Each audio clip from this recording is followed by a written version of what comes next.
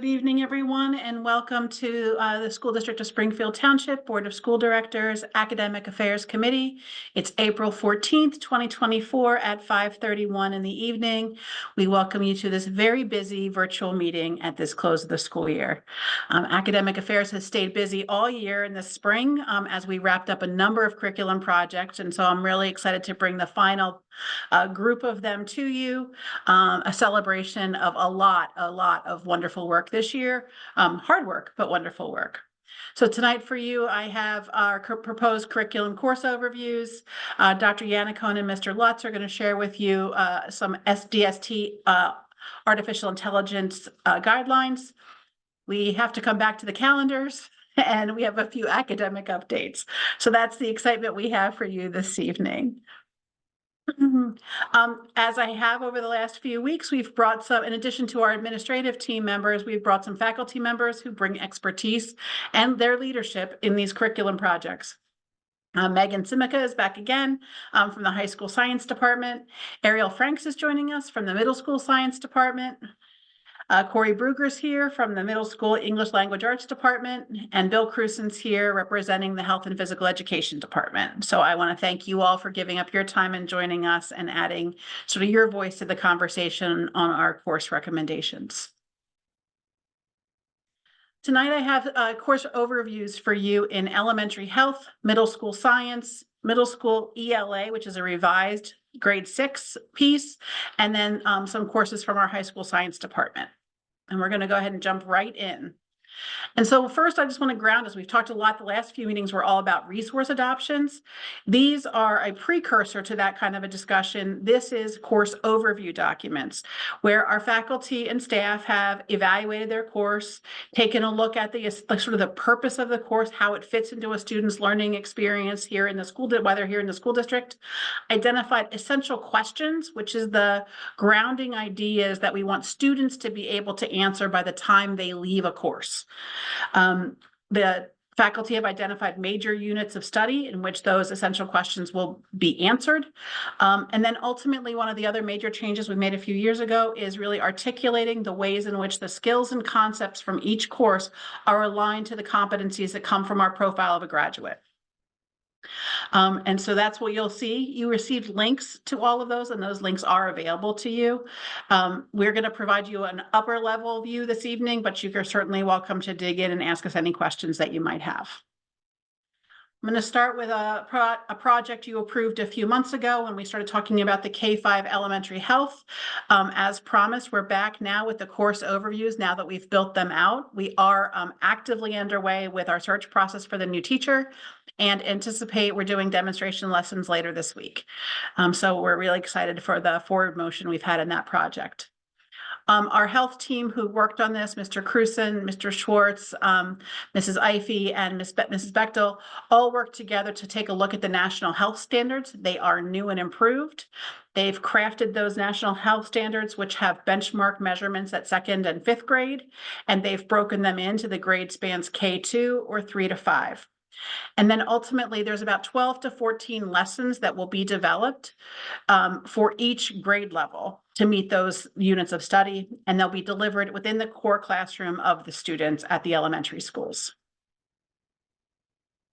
The new national health standards are much more detailed than the past prior experience. This is a much more robust approach to health instruction and health education for children, grades K through 12, but this focuses primarily on the elementary program, but the standards stay the same K through 12.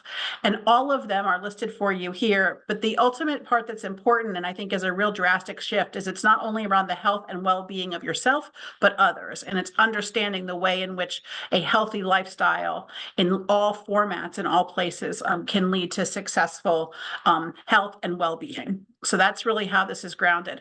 Mr. Crusen, how'd I do?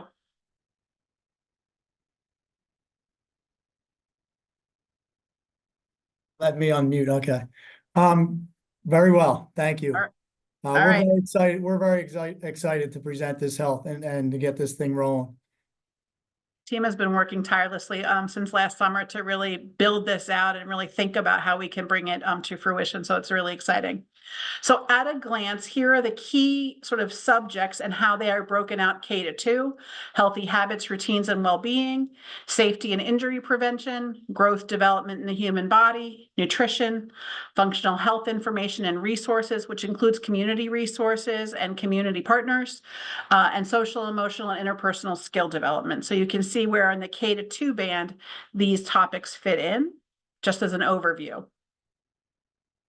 There are for elementary at Enfield, we have 3 units for kindergarten, 3 units for first grade, and 2 units for second grade.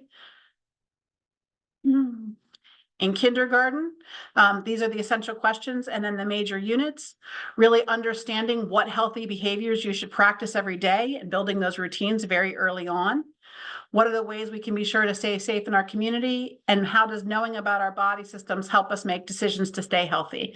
Again, really a wonderful kindergarten-rich opportunity to integrate and learn those early foundational skills. Mr. Cruzen, anything I missed? No, you're doing great. Thank you. All right, you let me know if you want to tag in.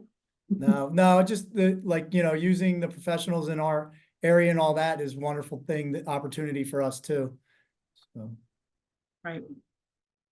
In first grade, we're going to move on a little to the focus on daily routines, our nutrition units on food choices, and professional health personnel. So really understanding why you go to a doctor, why you use a nurse, what they're for, what a hospital can do for you, what an urgent care is, really mediating those moments for our students. And again, you can see those essential questions that frame out the course. Any questions so far? Okay. And then we move into second grade, really understanding the systems of the body, and then setting goals for yourself. What does it mean to set a goal and to work towards improvement, and then sometimes deal with the frustration that comes when you don't meet the goal? And really understanding how to keep that healthy perspective of sometimes we don't meet the criteria we had set, we can go back and try again. Any questions on the proposed course overviews for kindergarten, first, or second grade in health? No.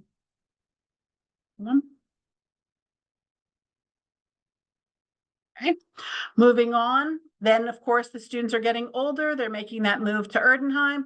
This is the proposed program for third, fourth, and fifth grade. Again, you can see those same topics continue on and circle back through.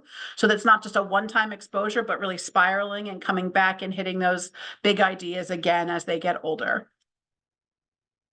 Again, we have 3 units of study in third grade, 3 units of study in fourth grade, and 3 units of study in fifth grade. In third grade, we're going to, again, build on those systems of the human body, taking it a little bit further and understanding how infectious and non-infectious diseases occur, and really beginning to make those connections into the choices that we make and the way we can keep ourselves healthy. Questions about third grade? We move on to fourth grade. We're getting those healthy habits. We're really starting to talk about interpersonal communication. Throughout this whole time, health is not replacing our social emotional curriculum, but we anticipate they will complement each other. So we'll be looking for opportunities as we build out the instructional lessons to connect our second step units that are already in place with the relevant health content that's getting addressed. But when we tried to assume that we could just do health through second step, we realized how many things were not present. And so the school counselors and our health teacher will have the opportunity to partner at some of these targeted lessons to really ensure that students are seeing emotional health and well-being and interpersonal skills as a critical life skill. Again, in fourth grade, when kids are starting to have some independence and beginning to step away from their sort of needing to be with their core family all the time and are trying to take a little bit of risk and a little bit of, going to things by themselves without their parents present, understanding how conflict and interpersonal communication can happen will be very important for those fourth graders. Also beginning to understand how the media influences our health and beginning to look at ourselves as consumers and building that sense of careful, reliable sources and how do you know the difference? And ultimately building that nutrition and understanding in a study of food labels and how to make informed choices about the foods we consume. Questions about fourth grade? And everyone's favorite, Fifth grade, when we really get to do all the stuff everyone thinks health is about, but this is actually just a piece of the story, right? Really finalizing that understanding of those body systems, talking about puberty and adolescence, and then really advocating for a healthy lifestyle, making sure that we've had those really important puberty discussions with children as they enter the summer of fifth grade, following fifth grade, as their bodies are definitely, and as we watch fifth grade move up in just a few weeks, we'll see the range and variations of young people and how, where they are on that process. And so that's the study in fifth grade. Mr. Cruson, anything to add about third, fourth, or fifth grade that I forgot, or you wanted to expand? No, you did good. Thank you. Thanks, Mr. Cruson. Any questions from our board members on our proposed health course overviews? No, Dr. Johnson, I would just say, in quickly looking over each age group, I can tell a lot of time, energy, and work went into it. So I'm appreciative of the time that all the faculty put into it. It's very detailed and they did a fabulous job. Thank you. Thanks, Mrs. Hubley. This is like definitely a labor of love. They were really committed. This was a big lift for them to build out 6th grade levels of content and material and really map it out effectively. So I agree with you. They did a fantastic job. I'm really proud to bring it to all of you, and they should be too. Mr. Cruz, and I'm confident you'll relay that to the team. Thank you. Yes, I'll make sure I tell them. Any other questions or concerns around that? Are we approved to proceed with sort of furthering that and getting ready to implement these units in the fall? Yes. Awesome. All right. Thanks very much for that one. Thanks, Mr. Cruson. All right, not to be outdone, we also want to take on an entire grade span for science. And so we're bringing to you this evening our course overviews for our proposed science program for the middle school. As this committee is well aware, we worked to align our 6th, 7th, and 8th grade content skills to the new STEEL standards. We came forward a few months ago, as you recall, to make the recommendation for our new resource, Science Dimensions. I was going to call it Into Science. That's not right. Science Dimensions. You'll be happy to know all those books and materials are lined up at the middle school. They've all arrived and are ready to go.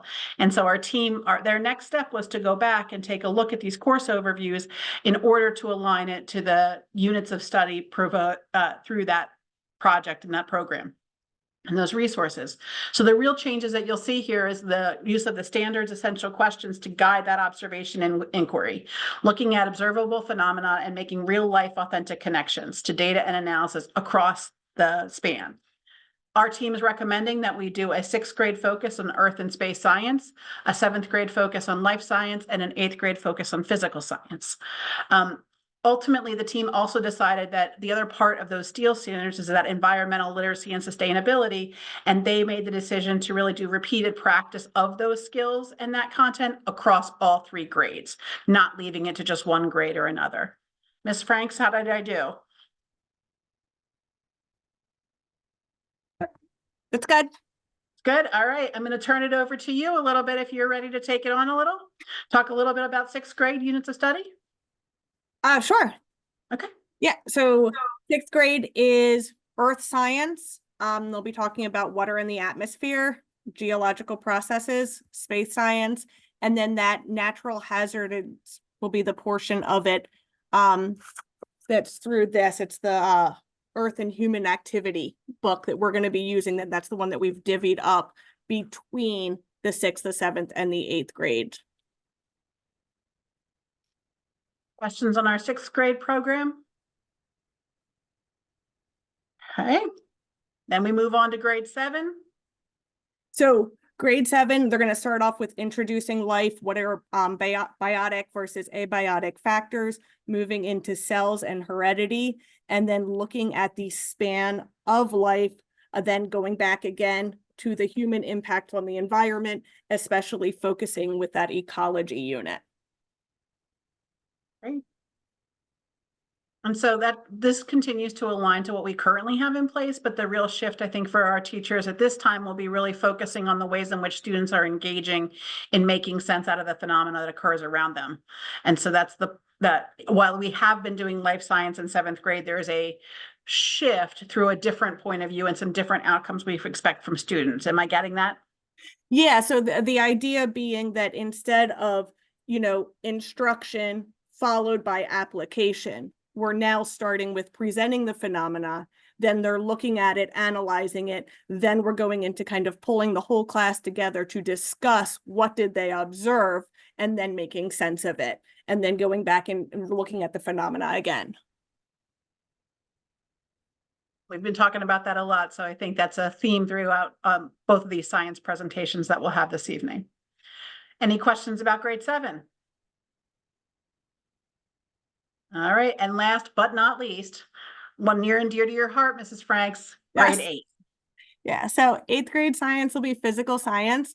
We're gonna start out doing the nature of science, forces in motion again, but pulling that together into one unit, expanding on the electricity and magnetism as a unit, and looking at energy and waves, and then going into the thermal energy, states of matter, particle motion, which then transitions into that chemistry unit.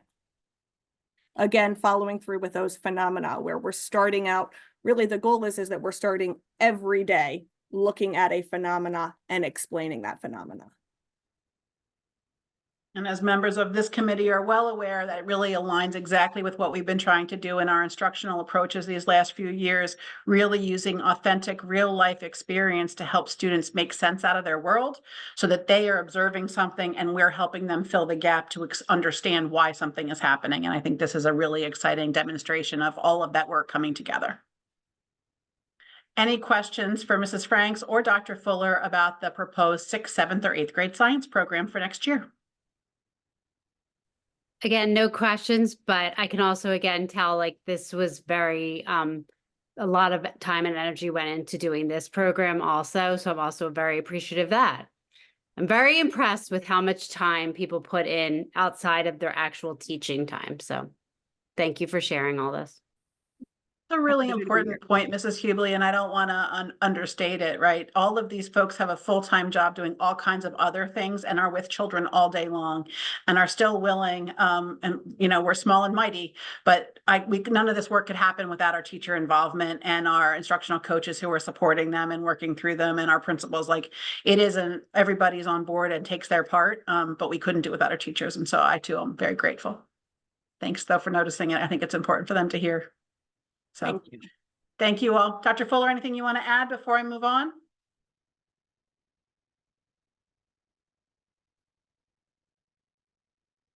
I'm not sure. I don't think I can talk. There's an echo coming from Chuck's computer. Give me 1 second.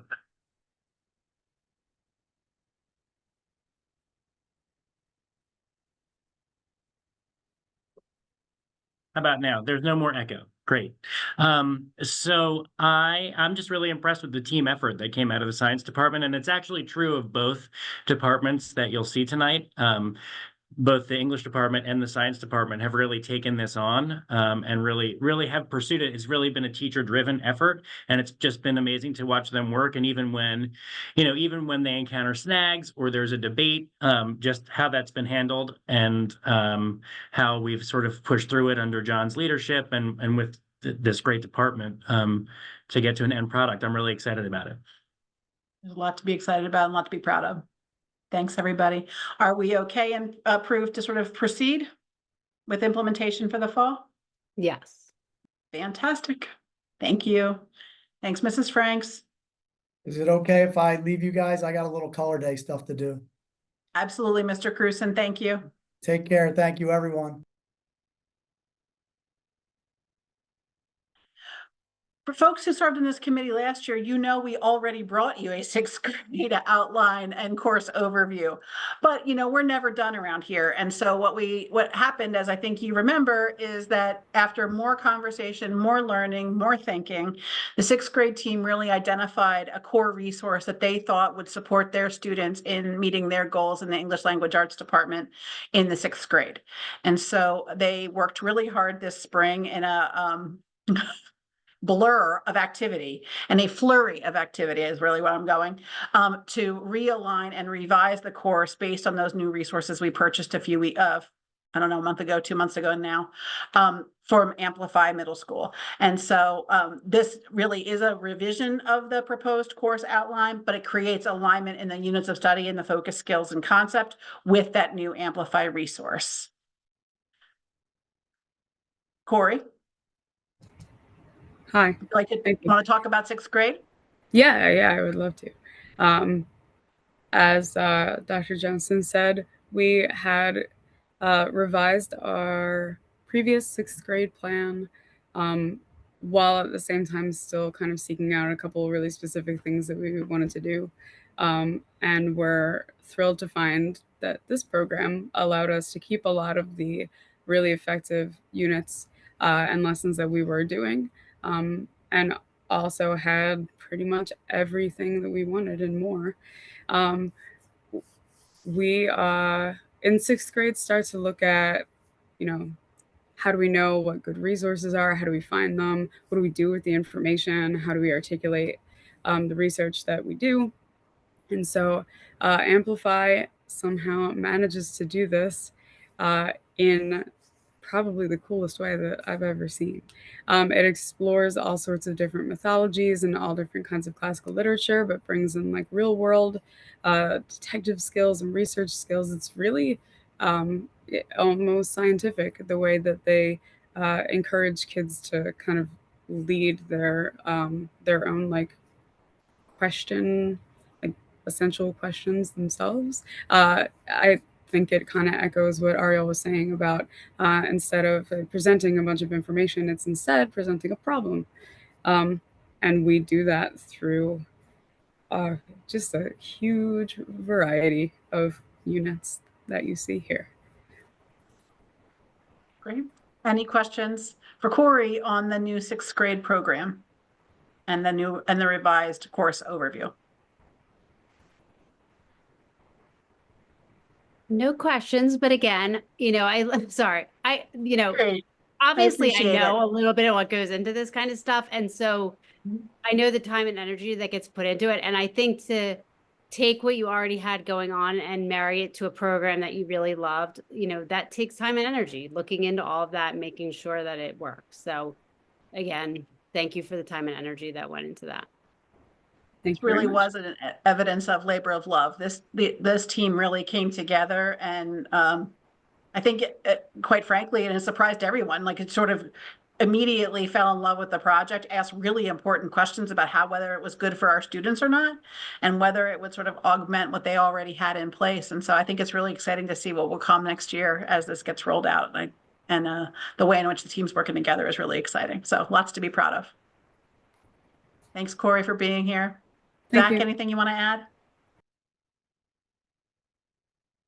Nothing? Okay. Thanks, Corey. Only what's already been said. I appreciate Perfect. it. Thank you, Corey. Perfect. Thanks for being here, Corey. I think it's really helpful for the committee members to get to hear right from the faculty who did the work whenever feasible or possible. So I'm grateful that they can be with us this evening. Last but certainly not least is a regular visitor to us is our friend Megan Simica. The high school science department worked in phases for the different courses. They too had a big heavy lift to get through each and every one of the courses. They have only one remaining extra elective course to finish, and then the entire science department at the high school and all the courses that we offer will have been revised and aligned to the new STEEL standards. That's a really amazing accomplishment. And so they, in this, one of the major changes in the science department, as we've been making across the high school, is eliminating a honors course from an academic course and creating the core course in which the instruction itself is differentiated based on the rigor or level of the course. And so that was exciting. Megan, I'm going to turn it over to you. Environmental science can kick us off. Yes, can you guys hear me okay? Mhm. So just like with the 8th grade approach, we decided to make all of our courses based off of the phenomenon-based learning. So we introduce each unit with a phenomenon and then have them popping up throughout. So we aligned all of the courses with the new PA STEEL standards. And this is environmental science, where the true focus here is to get students investigating the environment, as well as making connections to how they can impact the environment. and really focusing on the environmental literacy and sustainability standards in this course. So they're introduced down in 8th grade, but this course will really kind of like hone in on them for the students.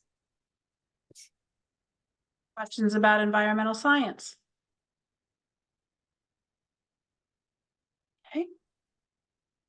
Another biggie, our friends Yep. in chemistry. Chemistry, yes. So this one, and Dr. Maharaj is taking the lead on this. He teaches chemistry, but his goal is to get kids to make connections to their real life with chemistry. And chemistry is a really challenging course for a lot of students at our school because it's something that they're not that used to it. They can't see the molecules, so it's hard for them to picture it. But this course will align to all of the new STEEL standards, include phenomenon-based learning, and also allow students to make real connections to how chemistry impacts their life. Any questions about chemistry? Okay, and last but certainly not least, physical science. Yep, and physical science. So this one also aligned to the brand new STEEL standards, and this is kind of like an overview course for both physics and also chemistry. So Chris Mazurek, he teaches this course, and it's really important to get the students to make connections with how they can see physics and how that can relate to their daily lives, as well as chemistry, like we said, with all of the courses.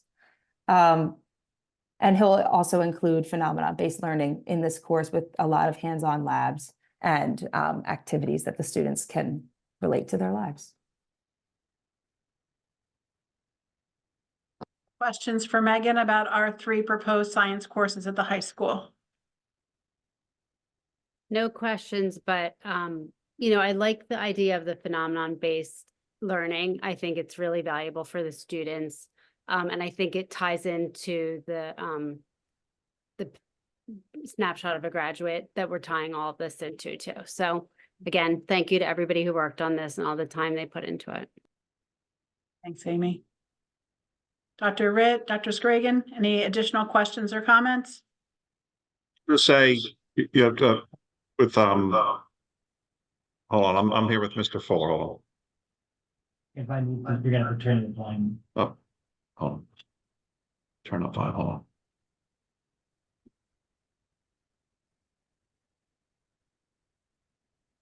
on. So sorry about that. I'm here with Mr. Fuller. It's a heavy lift aligning our courses to the STEEL standards, and the department did it efficiently and in a collaborative manner. I just really appreciate everything that they do. It's such an excellent department, and thank you, Megan, for your leadership. We appreciate you. Thank you. Thanks. Thanks very much. Any questions, or are we okay to begin in the fall with these newly designed courses? We are okay to begin in the fall. Thank you. Thanks, Megan.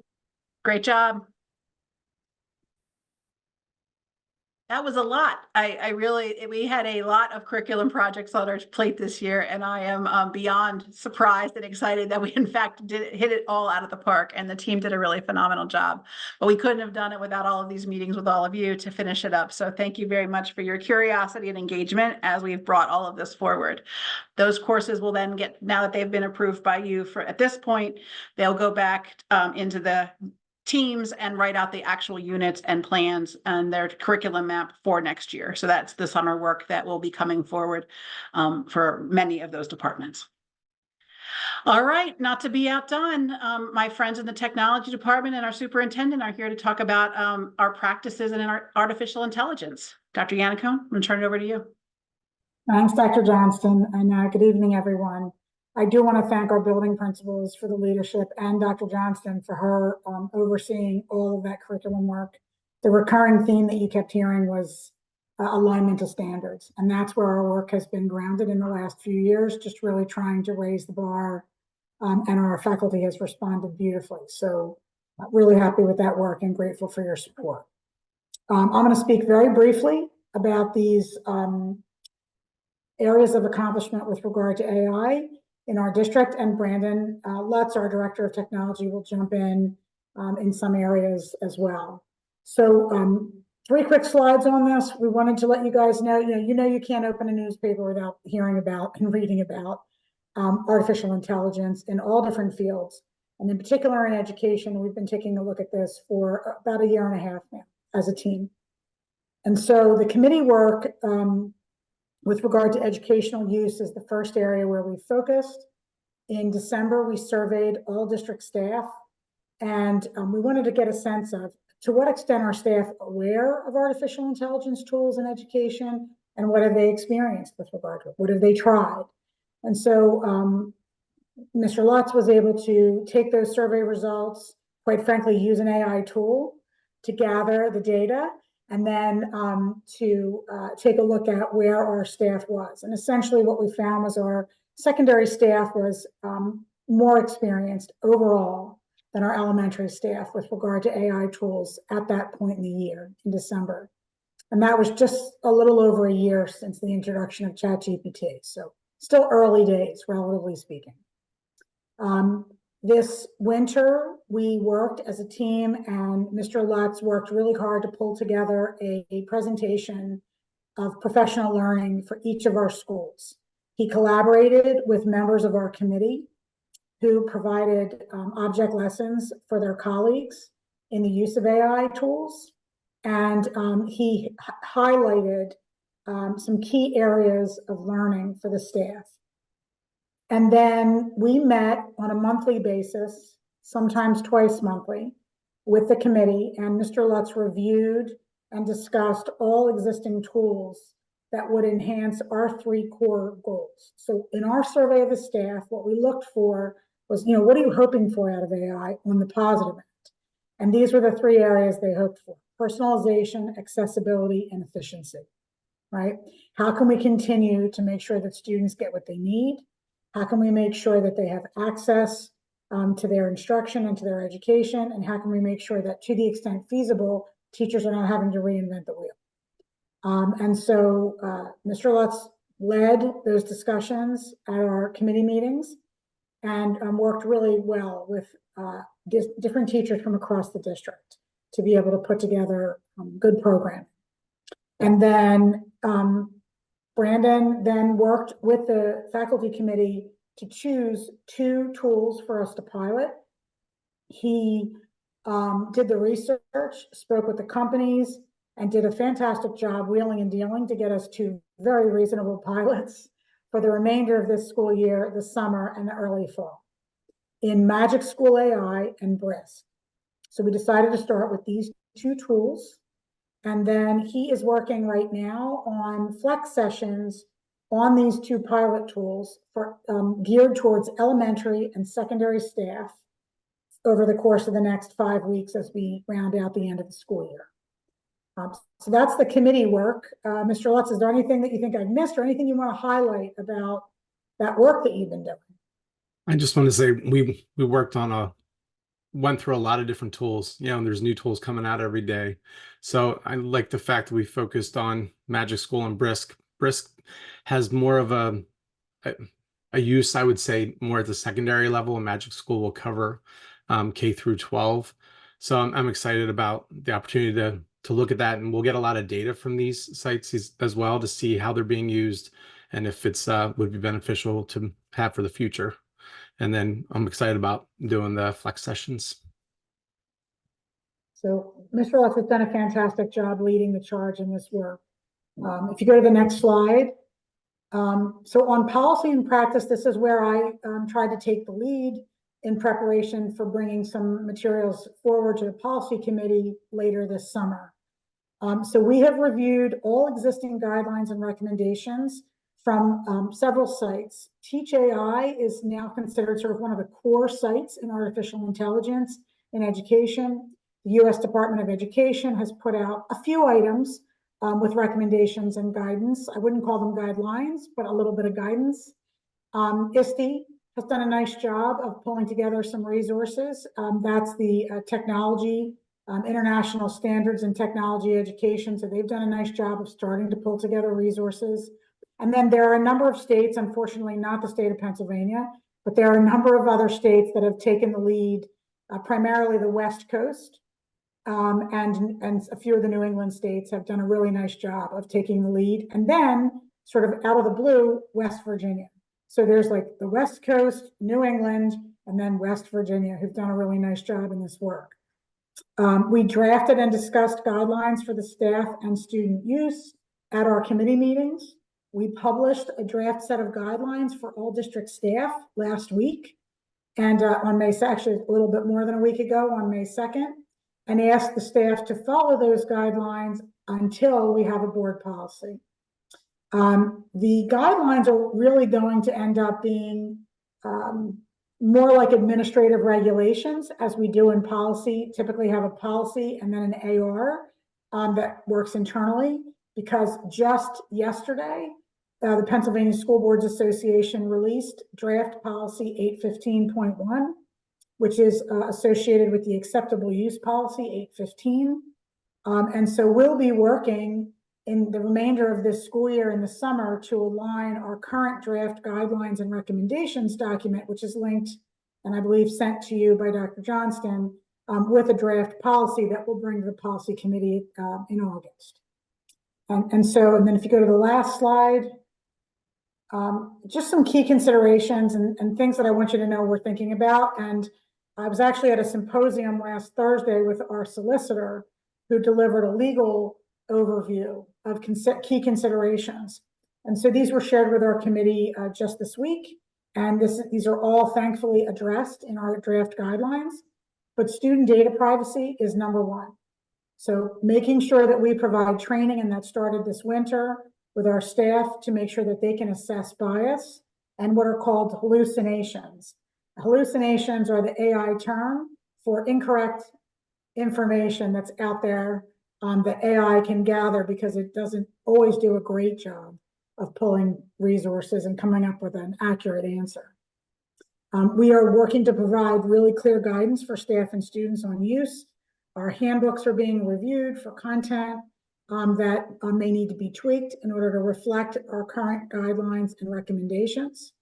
And then we're going to communicate and implement policy and guidelines starting with the new school year. And we're going to continue to meet as an internal committee, which was actually one of the legal recommendations, was that we create an internal committee at this point, but we've had that committee since December, so we're really happy that we're a little ahead of the curve. And then we're going to continue to prepare, respond, and revise these documents and practices as needed, because we know that AI is going to continue to evolve rapidly as a tool in education. So, Mr. Lutz, is there anything I didn't remember with regard to key considerations, or anything you want to highlight in policy, guidance, and next steps for us? No, I think you covered it. Okay.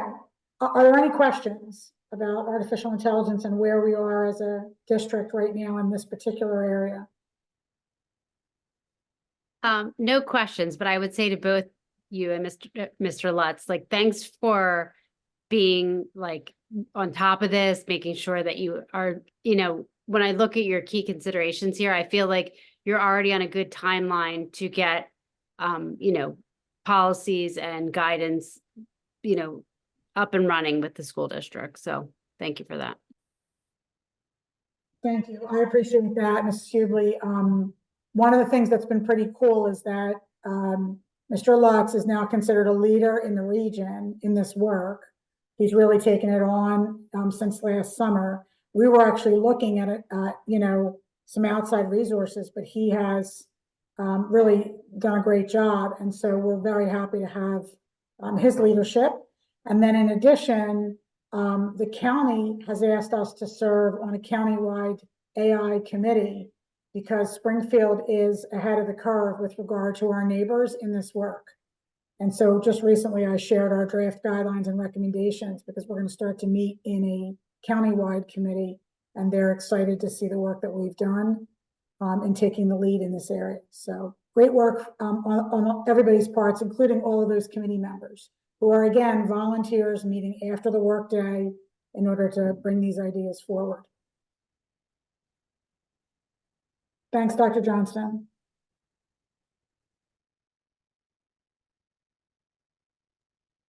mute button kept hiding itself behind everyone's pictures. Thanks for your patience. Thank you, Dr. Yannicone. Don't be so quick to put your mute button on because I feel like we want to talk about the calendars. We're going to move on to a near and dear subject to both of us.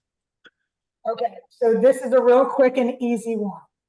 We discovered with 2024, 2025, but with all 3 years, quite frankly, that we were continuing to utilize a half day for students on the date that was previously election day in May.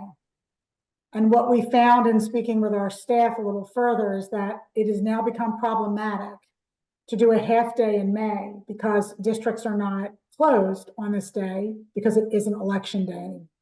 Election day is actually the 4th Tuesday in April in the state of Pennsylvania, beginning with this year. And so we have amended these calendars that I know you approved last month, but we have amended them to create an in-service day that matches all the other school districts in the county so that we can take advantage of professional learning opportunities that are being offered on that 4th Tuesday in April, and that we can make things work more successfully for our staff and their children in other districts, other neighboring districts, because they will be off when their children are off, or they will have in-service when their children have in-service. And so that is the primary change in these 3 calendars.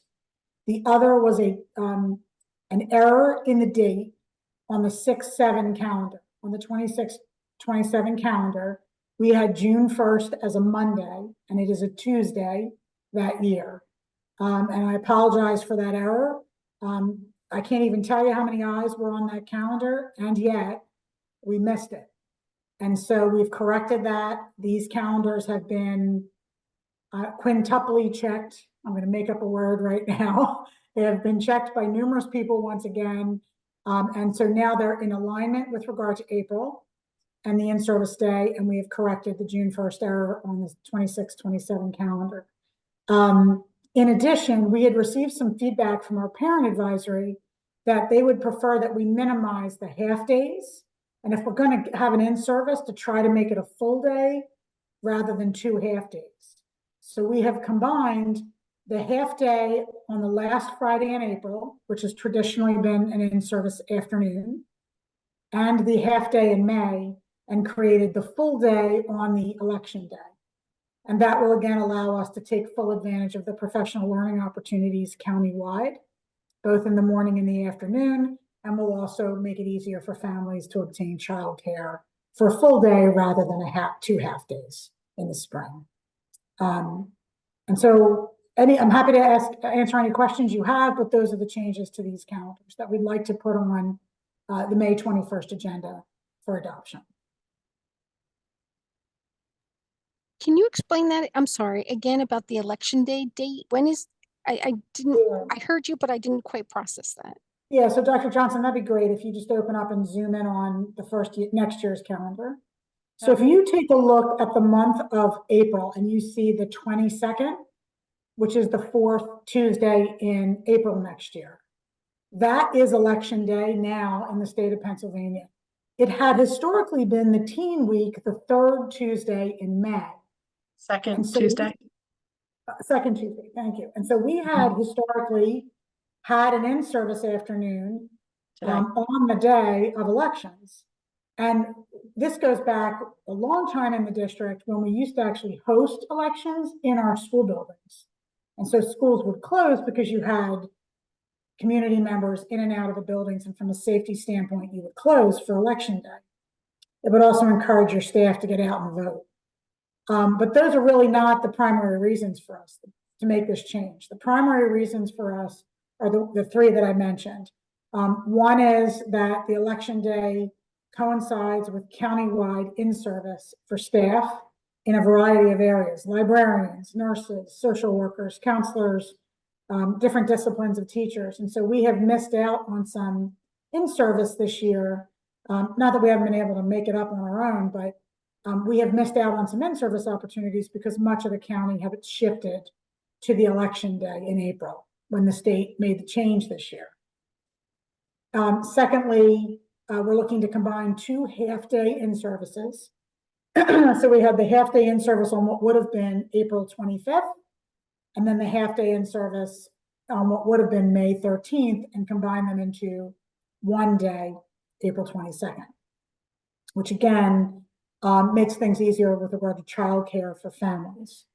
And then lastly, so there's the half days, there's the election day, and there's the PD piece of it. So those are the three reasons for making those changes.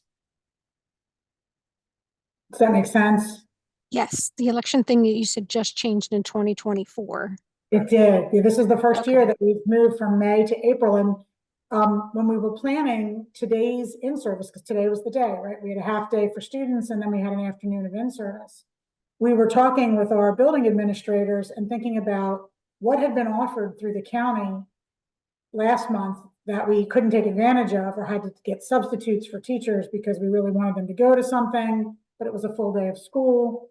And so we worked that all through. The one potential glitch, which Dr. Rittenhouse has assured me is not a problem, is that we will no longer have a half day on the day of the prom.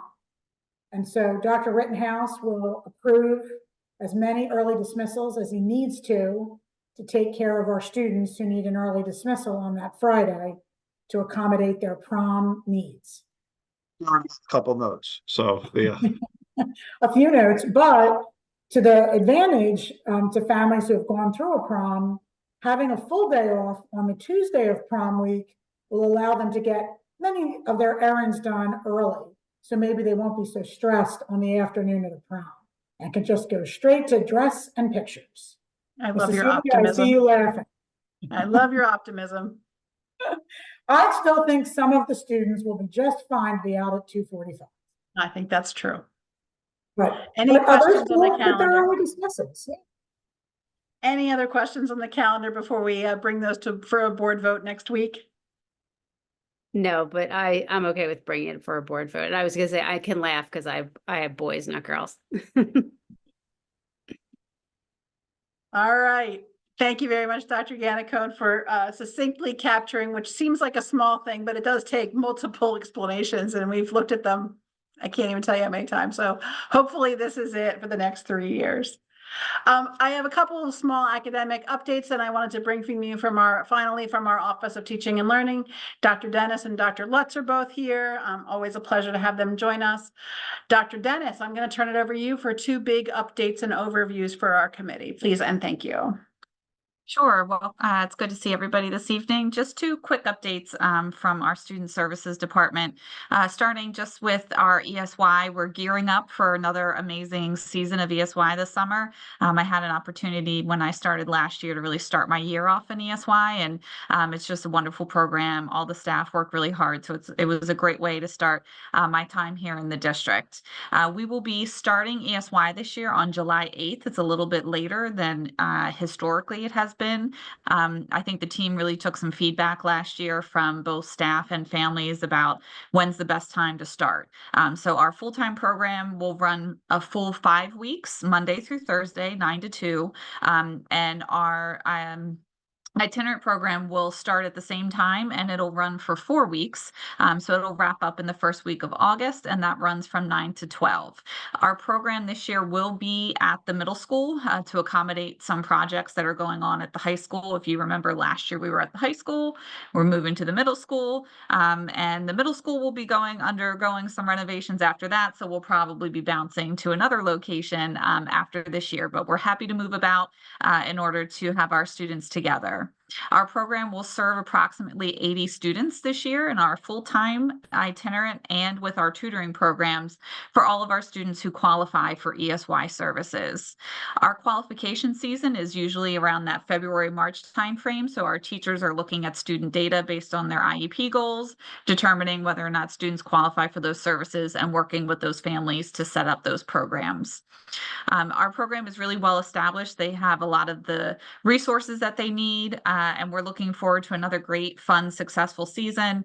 And I just want to say thank you to all of our staff that make the program really an effective program in bridging our academic years for students. We have amazing teachers and paraprofessionals who come back every year to support that program. So we're excited.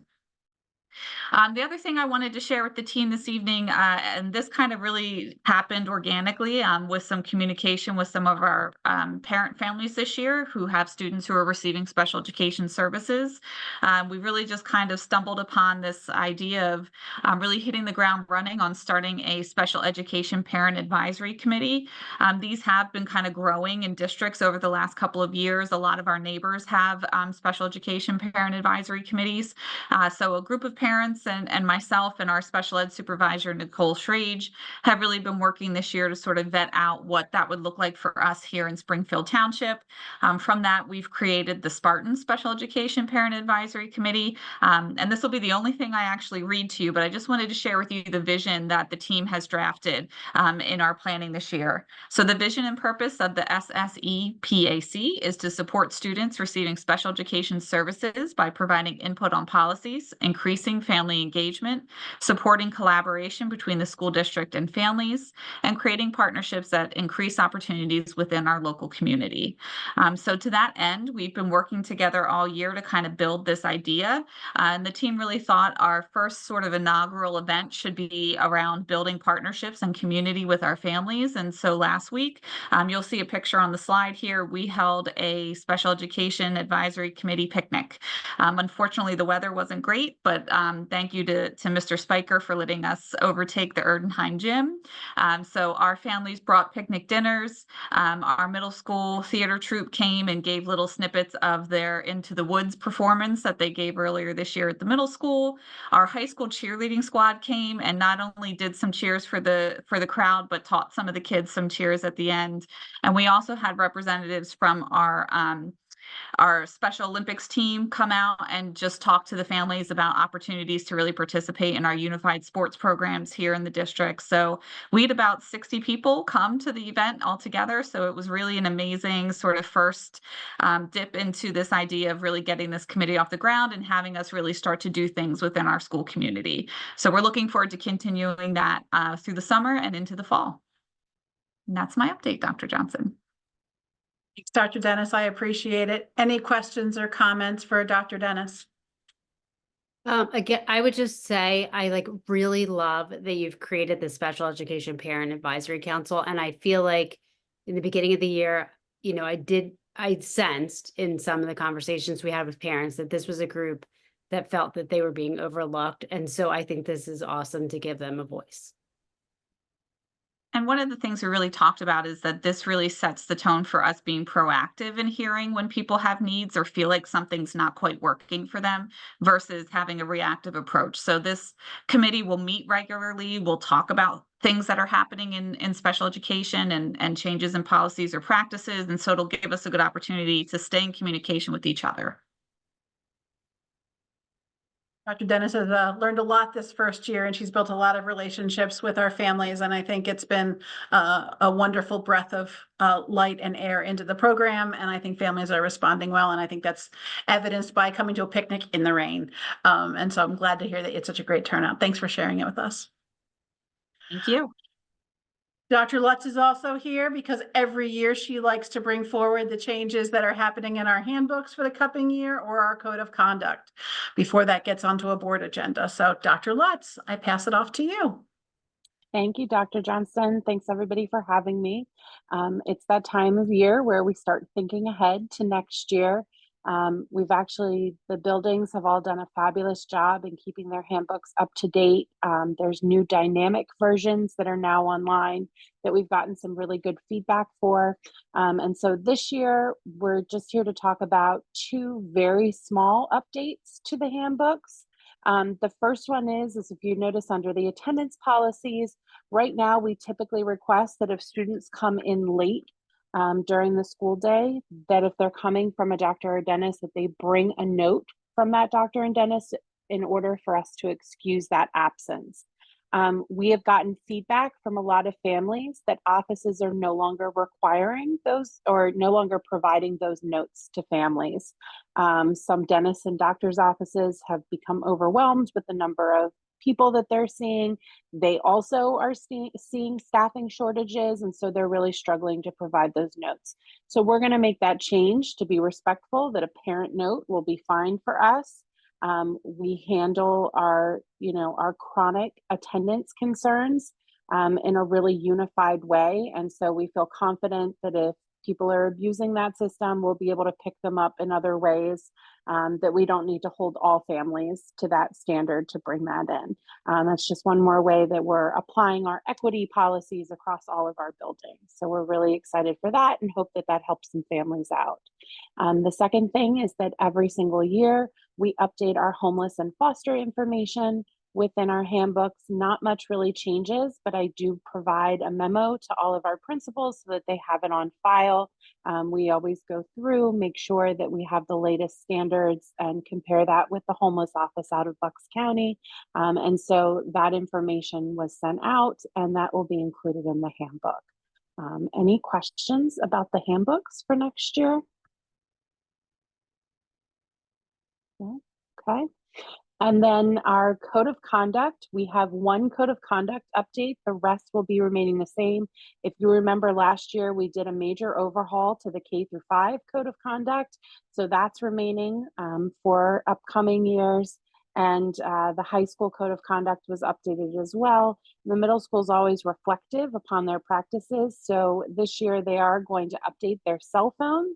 Some of the things that they're doing around cell phone jail, as it may be called down there, where students who have multiple infractions with having their cell phone caught on them during the day, which as everyone on this meeting knows is not allowed, they're going to move more swiftly to ask students to keep their cell phones in jail in the main office, to help students get a little more detached from their devices and be a little more present in our hallways and our classrooms. So that'll be the only change coming for the code of conduct. Any questions about that? No? Since I have the airwaves, I'm just gonna plug tomorrow night is our final mental health awareness. You've probably gotten ads ad nauseum. Please come out and get your QPR training and decorate your cakes and cookies. Thank you. Thanks, Dr. Lutz. I know that everyone's looking forward to that event. I know Dr. Yannicone and I are both looking forward to participating tomorrow night. So thanks for pulling all those family sessions together. You've had a very successful year with really robust program offering for our families. So thank you very much. All right, last but not least, I just wanted to give you the final overview of our some actions here. It is spring assessment season. We have completed our PSSA testing, grades 3 through 8.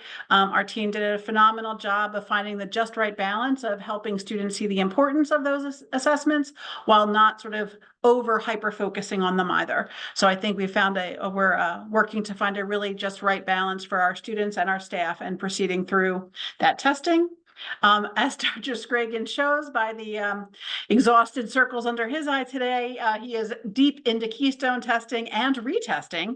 As you may know, the Commonwealth of Pennsylvania Department of Education issued some guidelines a few years ago requiring that we document the scores of students, the performance band that they receive on their Keystone assessments, on their transcript.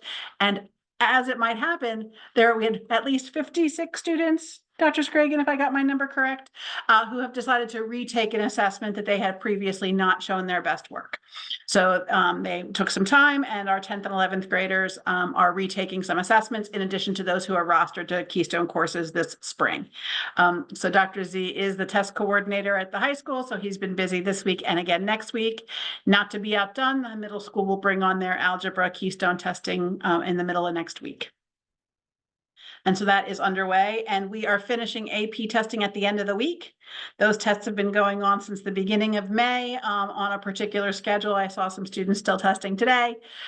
So I know we are very busy with the major cumulative exams of the season right now. Dr. Z, anything you want to add? Oh, that pretty much covers it. We're going to get through this. Almost there. It's very close now. We're almost there.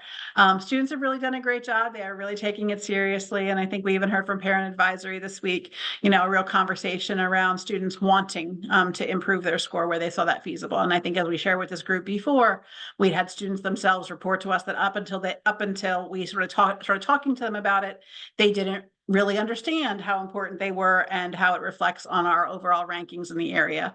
They weren't giving it their best shot. So I appreciate their dedication and their family support to helping us make sure that everyone knows how great our kids are and how much and how high their performance really is. All right. I certainly wanted to allow some time for public comment, but I don't see any hands raised this evening. So we will pass that.